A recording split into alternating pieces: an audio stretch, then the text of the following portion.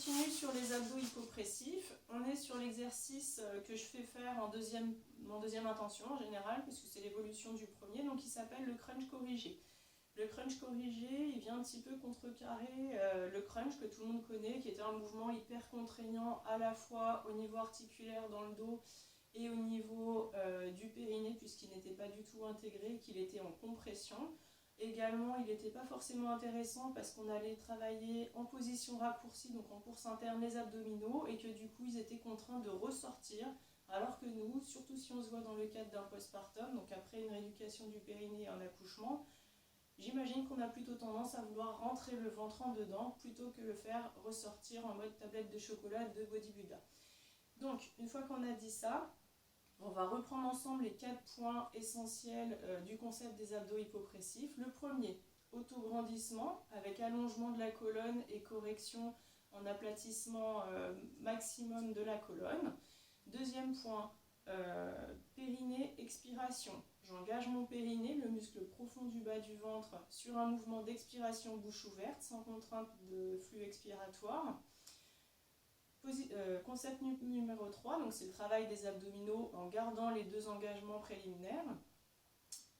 Concept numéro 4, c'est la fausse inspi, c'est-à-dire le moment où on a fait notre travail sur 10 secondes en gardant toute la mise en place et que derrière on arrête de respirer en essayant de majorer le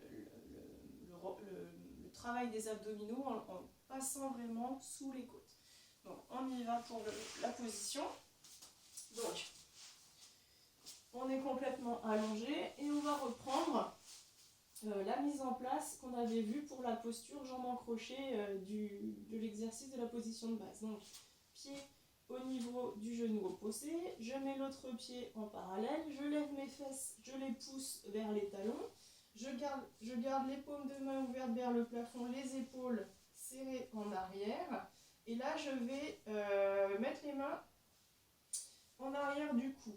Je vais toujours vouloir garder mon alignement et je vais donc devoir engager une contraction statique, c'est-à-dire qu'il n'y aura pas de mouvement entre mes mains qui vont vouloir aller vers le plafond et la tête qui va vouloir descendre. Donc au final, je vais engager le travail, je souffle, je serre le périnée, je rentre le ventre. Je décolle légèrement la tête et je pousse la tête dans les bras dans la tête. Et vous notez que je suis vraiment au ras du tapis. On fait comme s'il y avait juste une petite feuille de papier qui pouvait passer. Sinon, on part en flexion au niveau du rachis cervical. Et nous, on veut toujours garder au maximum l'alignement. Donc là, ça se voit peut-être pas beaucoup, mais je pousse mes bras vers le plafond et la tête en arrière. Et je tiens. 1, 2, 3. J'ai toujours le périnée serré, les abdos. 4. 5, 6, 7, 8, 9, 10. Je bloque la respi, je tiens en apnée. C'est parti. Je serre périnée abdos, je pousse la tête dans les bras dans la tête. Je rentre bien mon menton et je tiens la posture sans respirer le plus longtemps possible.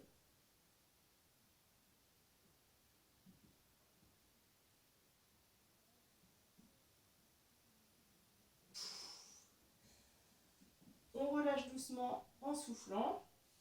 Et on va essayer de faire la position d'évolution numéro 2.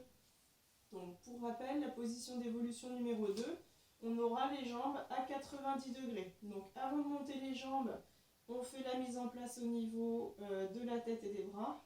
Et surtout, on ne monte jamais les 2 jambes ensemble pour éviter les mouvements douloureux dans le bas du dos. De même, on ne descendra jamais les 2 jambes en même temps.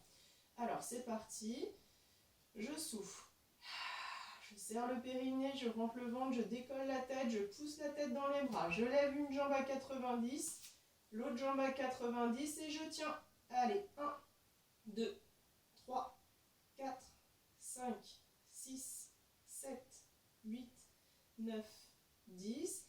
Je bloque ma respi et je tiens en majorant. Périnée, abdos, autograndissement dans les bras. Et je tiens. J'avale le ventre sous les côtes.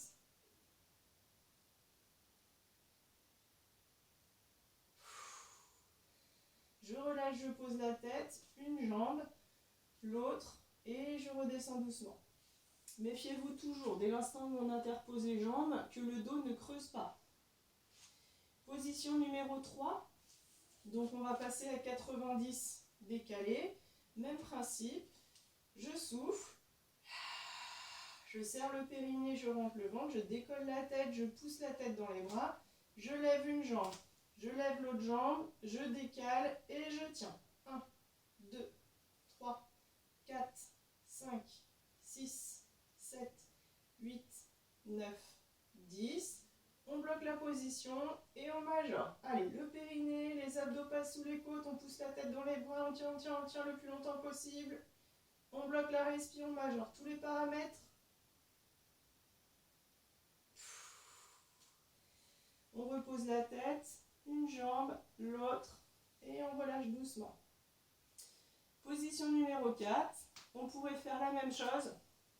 Jambes tendues au plafond, je souffle, je serre le périnée, je rentre le ventre, je décolle la tête dans les bras dans la tête et on tient. 1, 2, 3, 4, 5, 6, 7, 8, 9, 10. On bloque la respi et on tient. On tient, périnée, abdos, autograndissement, résistance de la tête dans les bras, les jambes ne descendent pas, on serre encore.